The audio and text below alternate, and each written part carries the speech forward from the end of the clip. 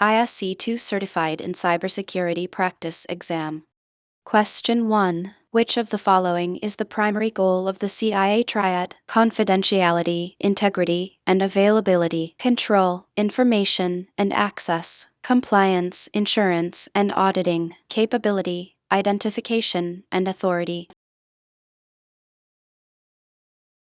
The CIA triad stands for confidentiality, integrity, and availability, which are the core principles of information security. Question 2. What is the definition of non-repudiation? Ensuring users cannot deny their actions, protecting data from unauthorized changes, making sure services are available when needed, restricting access to authorized personnel. Non-repudiation ensures that a user cannot later claim they did not perform a specific action, such as sending a message or accessing a file. Question 3. Which type of control is a security policy? Administrative, technical, physical, logical. Policies, procedures, and guidelines are considered administrative or managerial controls. Question 4. In the OSI model, which layer is responsible for routing, network, transport, data link, physical? The network layer, layer 3, is responsible for routing packets across networks using IP addresses. Question 5. Which of the following is an example of something you are in MFA? Fingerprint, password, smart card, OTP code. Biometric factors like fingerprints or retina scans are something you are authentication factors. Question 6. What is the primary advantage of role-based access control RBAC? Ease of administration, high level of granularity, user-defined permissions, strict labeling of data.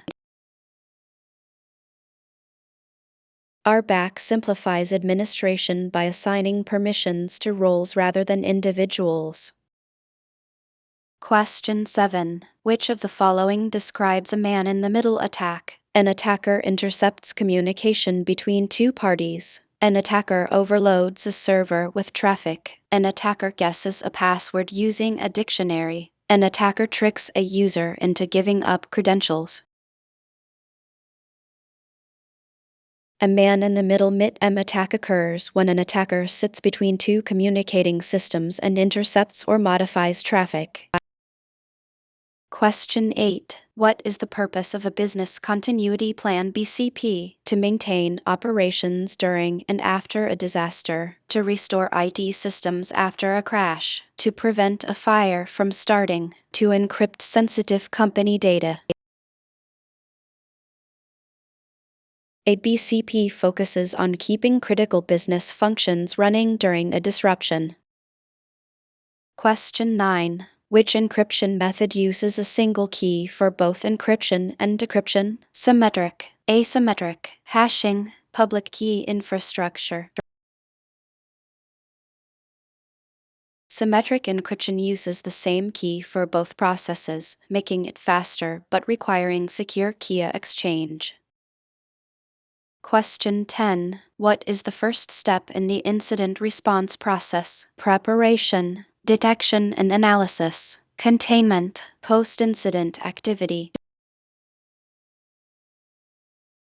Preparation is the essential first step to ensure the organization is ready to handle an incident. Question 11. Which protocol is used for secure web browsing? HTTPS, HTTP, FTP, SNMP. HTTPS Hypertext Transfer Protocol Secure uses SSL/TLS to encrypt web traffic. Question 12. What does a firewall primarily do? Filter network traffic, detect viruses on a hard drive, encrypt email messages, monitor employee productivity. A firewall acts as a barrier to filter incoming and outgoing network traffic based on security rules. Question 13. Which of the following is a social engineering attack? Phishing, SQL injection, brute force, buffer overflow. Phishing is a social engineering technique that tricks users into revealing sensitive information. Question 14. What is the principle of least privilege? Giving users only the access they need for their job, granting all users administrative rights, disabling all user accounts by default, requiring a password for every action. Least privilege ensures users have only the minimum access necessary to perform their duties. Question 15. What does a UPS provide during a power outage? Temporary power to allow graceful shutdown, permanent power for the entire building, data backup to the cloud, network connectivity. An uninterruptible power supply UPS provides short-term battery power to prevent data loss during outages. Question 16. Which legal concept refers to the standard of care a prudent person would exercise? Due care, due diligence, liability, criminal law. Due care is the effort made by an ordinarily prudent or reasonable party to avoid harm.